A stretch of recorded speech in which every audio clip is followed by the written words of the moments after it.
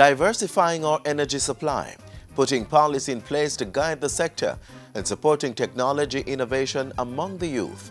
These were some of the main areas of focus for the Ministry of Science, Energy and Technology in 2017. We recap the major projects in a little while. Hello, I'm Adrian Atkinson. Thanks for watching Jamaica Magazine. On today's show, we also highlight the advancement of technology to treat sports injury and technological innovations to protect farms.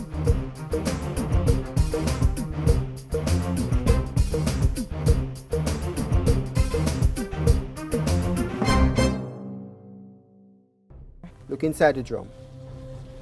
Those are the Aedes aegypti larvae, the one that causes dengue fever.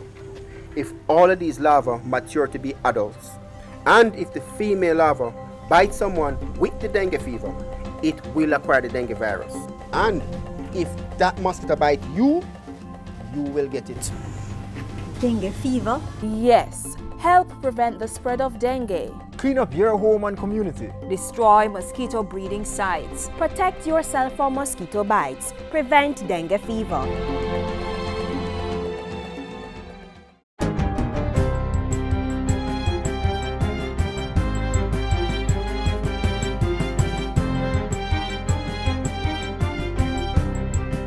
Good day, I'm Theodore Henry, and this is your GIS News for Thursday, January 18.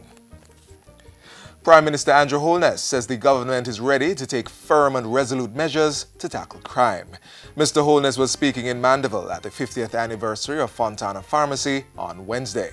The Prime Minister said the measures to be taken would be within the context of the law and the preservation of human rights. We have reached the point where we are now prepared to take those firm and resolute measures to ensure that the crime monster does not destabilize the promising future that is in store for Jamaica.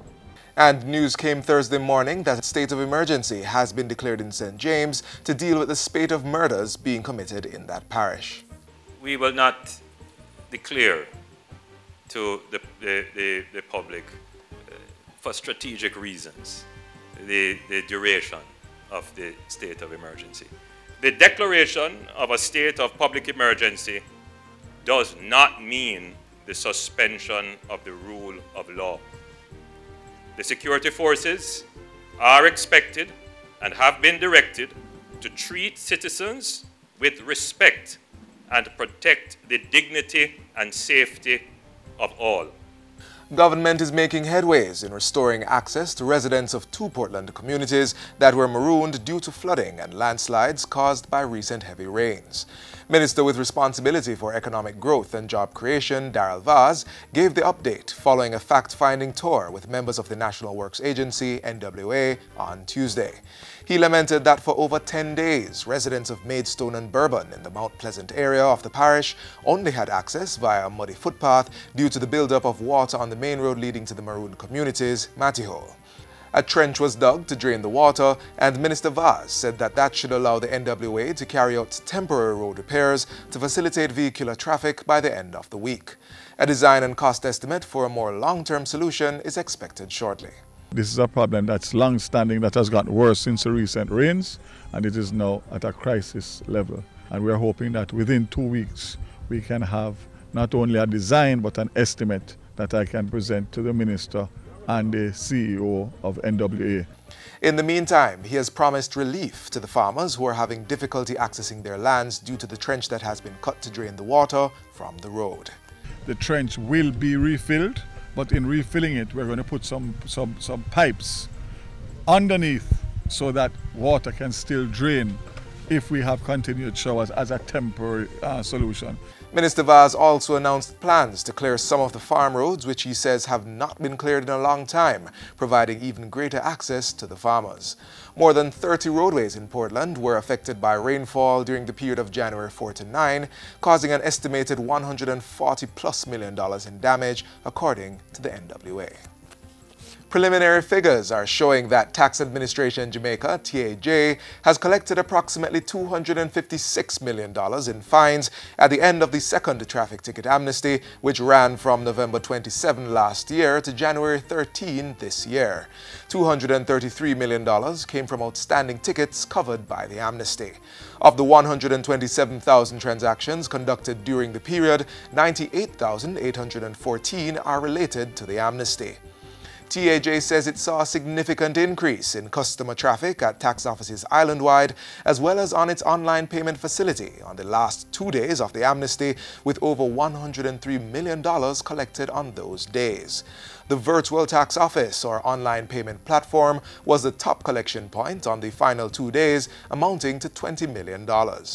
Motorists are reminded that since the ending of the traffic ticket amnesty on January 13, the system used in the collection of traffic ticket fines has reverted to its original state. Therefore, all tickets not paid within 21 days of being issued are no longer payable at any tax office or through the online system as prescribed by law. All outstanding tickets will now have to be dealt with through the courts. Minister of Education, Youth and Information, Senator Roel Reid, has presented the Child Protection and Family Services Agency, CPFSA, with care packages to help the children displaced by the fire that destroyed the Walker's Place of Safety this week. The minister presented the items following a meeting with the head of the CPFSA on Wednesday. What we brought were toiletries, but other persons brought water, foodstuff, clothes, books, etc. Even so, when I see the outpouring from ordinary Jamaica and some corporates, I'm making an appeal that I don't want this to be a one-off. So I want persons to give regularly to our children home because they need everything that we can spare to give. And finally, wife of the Prime Minister and Member of Parliament, Juliet Holness, is calling on Jamaicans to make it a part of their everyday life to help children in need, particularly those in places of safety. She was speaking with JIS News after a tour of the burnt-out Walker's Place of Safety on Tuesday. When we have a situation like this, people remember them for a while and then we go back to our busy schedule. I call on all Jamaicans, make it a part of your everyday life to help another child in your community or those who are in homes of safety and places of safety. They really need us. They really need not only our cash and our kind, but the emotional support, the hug, the love, the time spent talking to them. Mrs. Holness, who also visited with the children and staff who were being temporarily housed at a nearby church, commended the home's administrators for their level of preparedness, which appeared to have prevented even more deaths. One little girl said to me, Miss Holness, you know what was good? That the manager taught us the key to open the gate to get out in the event of a fire, and that heartened me. She said that is what saved so many of us. So in listening to them, they would have done a lot in terms of preparing. Tuesday's early morning fire at the Walker's Place of Safety claimed the lives of 2 of the 36 children who were being housed there. The others have since been relocated to 3 state homes. And that's it for JIS News today. I'm Theodore Henry. Thanks for watching.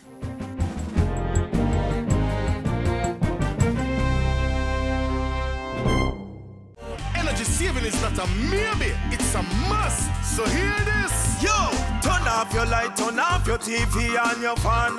When you not use it. Turn off your heater and your AC as part of the plan. When you not use it. The public sector retrofitting, so the private sector and we fi join in. Retrofitting? Yeah. What that? How you do that? Listen up. Hey, a whole time light bulb. That's what that. Use energy saving bulb. I delete that. Put a regulator on your refrigerator. Use your wits to save water. Be smart, you know. And all motorists who love to drive fast. Ease up half of the gas. Save gas. Energy conservation throughout the nation. Every woman and man come join in the plan. The plan to save energy. We must save energy. Ease up on the energy. Up on the energy. Save today, protect tomorrow. In 2017, government followed through with its commitment to diversify the country's energy supply, tabled legislation to protect data, and increased access to government data. There is more in our review of achievements by the Ministry of Science, Energy and Technology last year.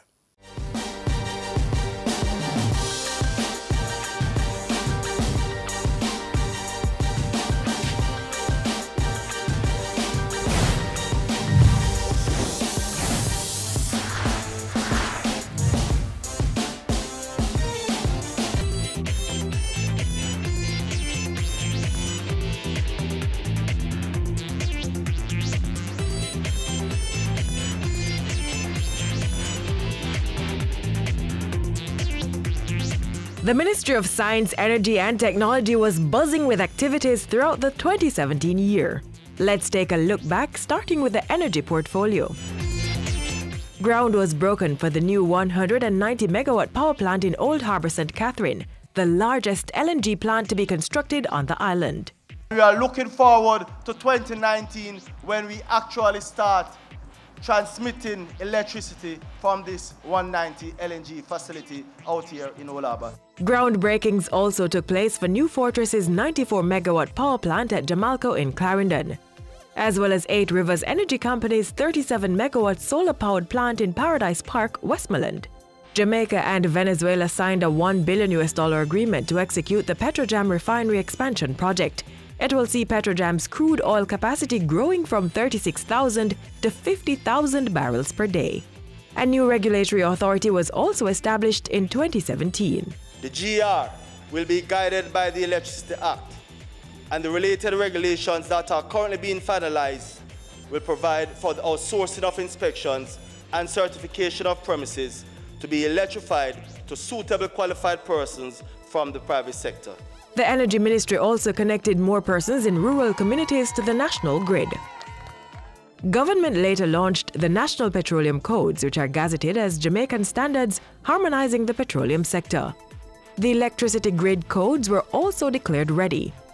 Jamaica opened its first net zero energy building at the UWI Mona campus. It is home to the Caribbean's first Center for Advanced Research in Renewable Energy, CARE, which promotes research in solar, wind and biomass energy.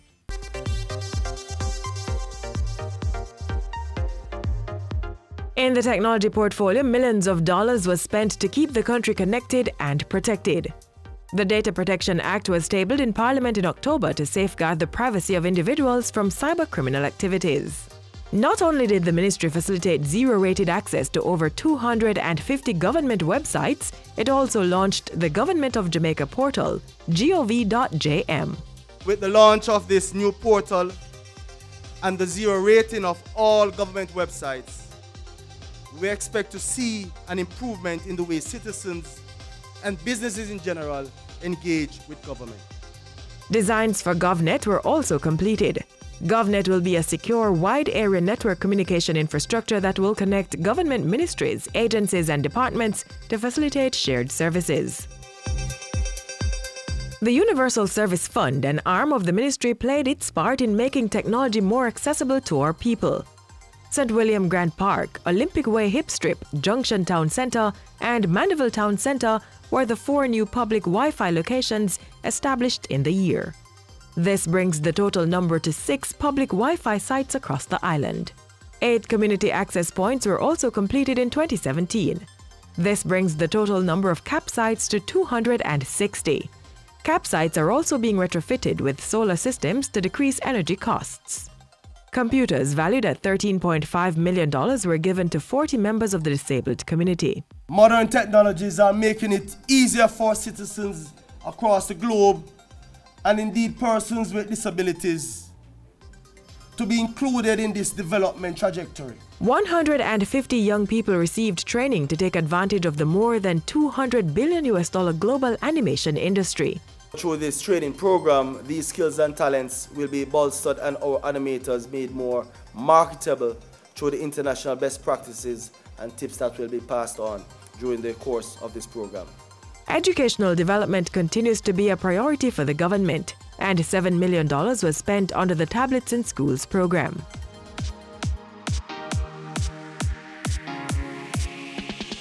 With all that going on in the technology sector, let's turn our attention to science. Students at the St. Mary Technical High School are now benefiting from a renovated chemistry lab. We must ensure that we put in place the necessary support mechanism for us to attain our rightful place among the best in this world. Government signed a memorandum of understanding to undertake a feasibility study for the creation of a science and technology park in Jamaica. Researchers are now benefiting from a national science and technology fund that supports high-impact mission-based projects. $90 million was also allocated to support Jamaica's scientific community for a 3-year period through the opening of a joint research collaboration. The Ministry of Science, Energy and Technology continues to press forward with its commitments of building a modern Jamaica through energetic, scientific and technological innovations.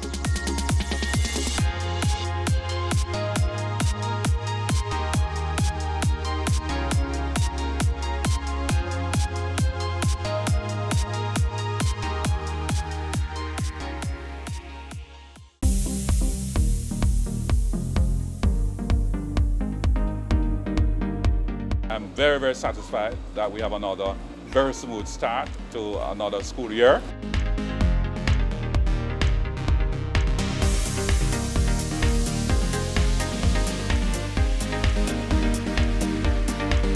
It's about how can we ensure that our children who are in state care have the best quality service.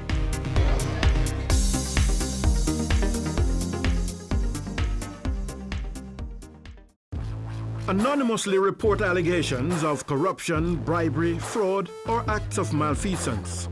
Help the Revenue Protection Division, RPD, secure the government's revenue. To help, citizens may call the Revenue Protection Division at 1-888-225-5773 or Crime Stop at 311. The RPD, partnering with you, securing the public purse for growth and development.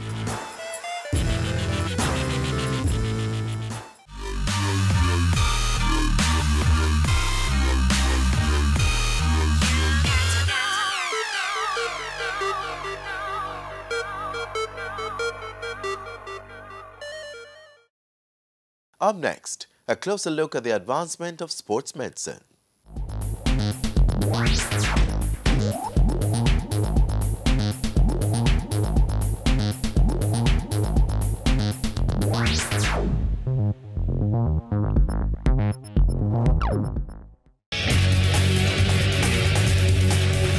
Muscles, ligaments, tissues and bones, if they are active in any form of sporting activity or exercise, they are vulnerable to injuries. When this happens, sports medicine is administered, and increasingly this service is getting more high-tech.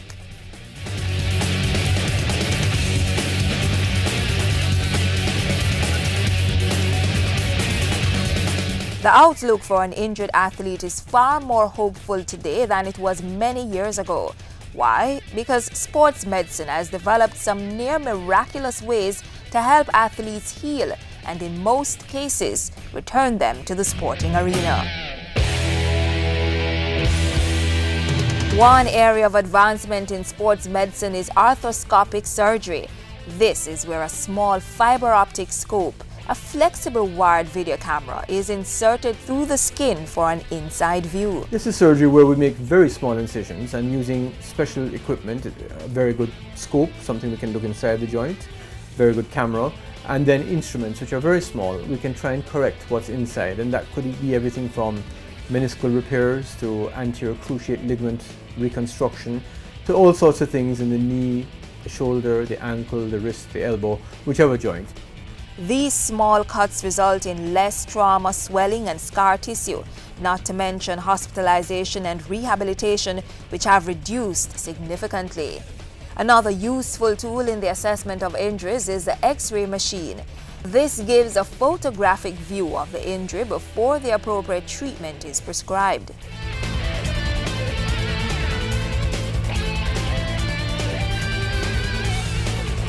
With most injuries, early mobilization, that is, getting the injured part moving as soon as possible, will speed up the healing process. This usually starts with gentle range of motion exercises, which brings us to the physical or hands-on approach to sports medicine, referred to as rehabilitation treatment. Special techniques are applied to observe how the joint moves in range and flexibility, as well as the function of each muscle and how they work together. It also involves a physiotherapist stretching the tendons and muscles if they are too tight. The aim? To get the injured athlete aligned, balanced, flexible, and strong enough to perform. Massage is another form of physical therapy which involves pressing or rubbing to soothe tense muscles and increase blood flow to the injured area. The treatment of athletes has increased due to more specialists entering the field. In Jamaica, a leader in that area is the University of the West Indies, which now has specialized programs to train sports doctors and physiotherapists from Jamaica and the region. And to that extent, you will notice that there are teams which are touring the Caribbean who will preferentially have their treatment done in Jamaica, mostly at the University Hospital. And you'll also notice that a lot of the Jamaican athletes are actually getting their treatment, and athletes throughout the Caribbean are coming for their treatment in Jamaica. Exercise is vital to our physical health, and for athletes it is fulfilling to do what they love. But more important, it is comforting to know that when an injury occurs, the technology to bring about healing is available.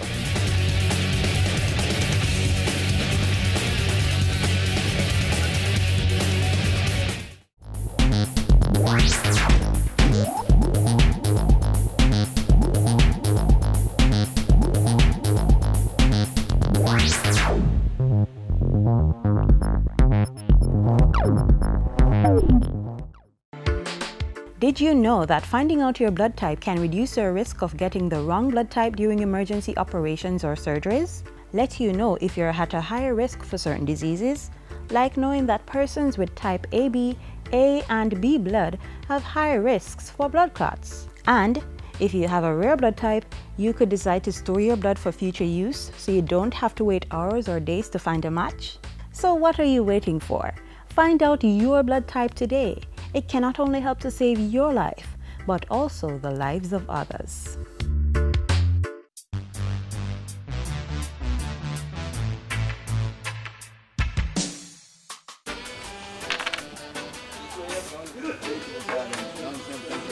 Mr. God, you know I didn't want to ask you this question a long time. Do you have a JADET card? You know, if you have a JADET card, it can save you lots of money when you go to the pharmacy. Man, certainly, man. I have my own JADET card, man. I've had it for quite some time now. That's helped me tremendously with my health condition. That's nice. Senior citizens on the Jamaica Drug for the Elderly program. Take your card to participating government or private pharmacies that display the JADEP sign. Then collect your monthly supply of approved drugs for the chronic illnesses covered by the program.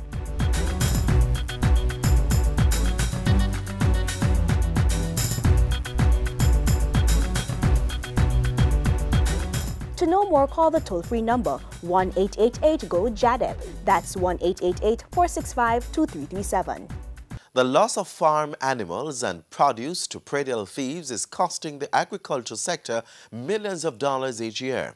And while the police are assisting the farmers, there are things farmers should consider implementing to protect their properties. Here's one of them.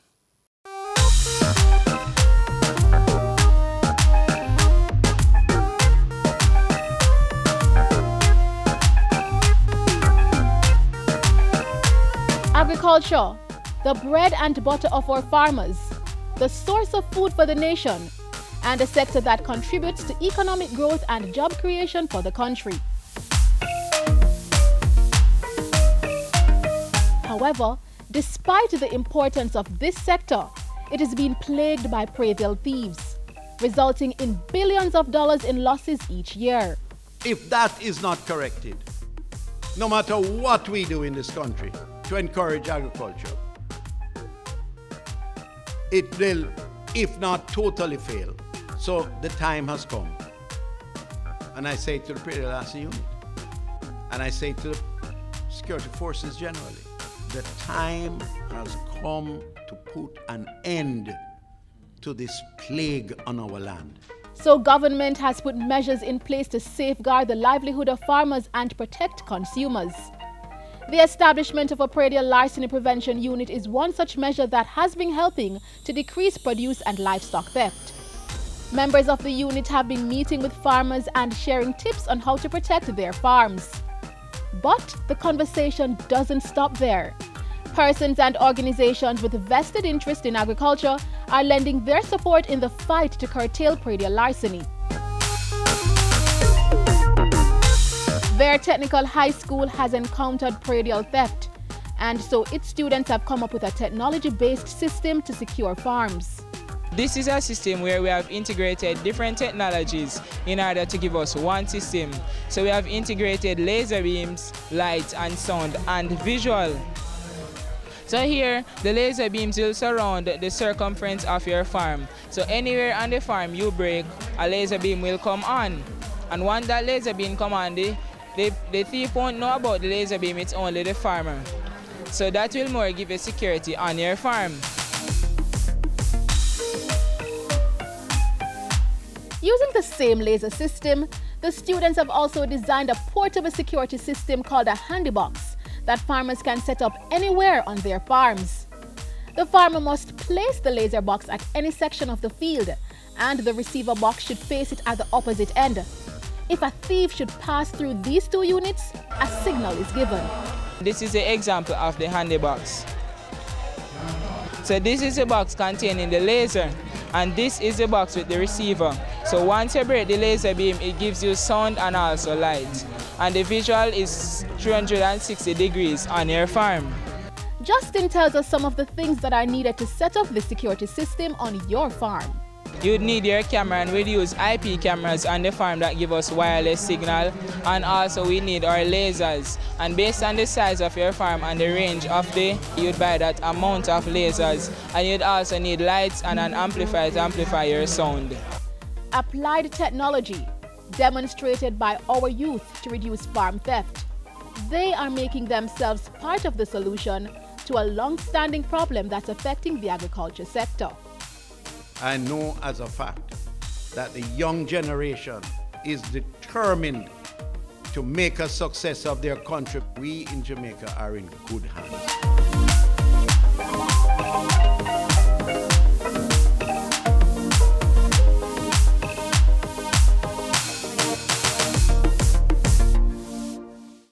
Nobody want to plant the corn.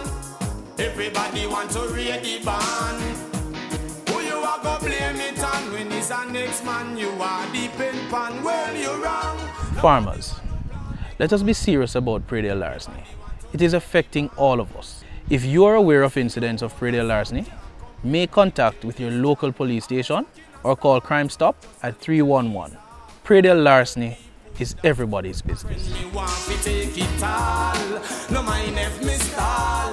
Them no business if me back against the wall. This a living sometime making me ball. Seems like there ain't no love. Nutritious food, succulent dishes, superior workmanship, and excellent service. Jamaica is on the go. Let's grow what we eat and eat what we grow. Let's harness the indomitable spirit of our most valued resource, our people. Let's support our local businesses. After all, buying Jamaican means building Jamaica. Original.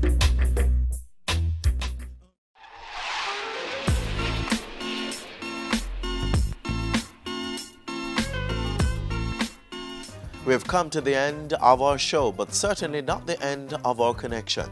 Just click on our website, jis.gov.jm, and while you're online, send your feedback to Jamaica Magazine at jis.gov.jm or via tweet at JIS News. Join us again tomorrow for another program. On behalf of the entire production crew, I'm Adrian Atkinson. Do take care. This has been a production of the Jamaica Information Service, the voice of Jamaica.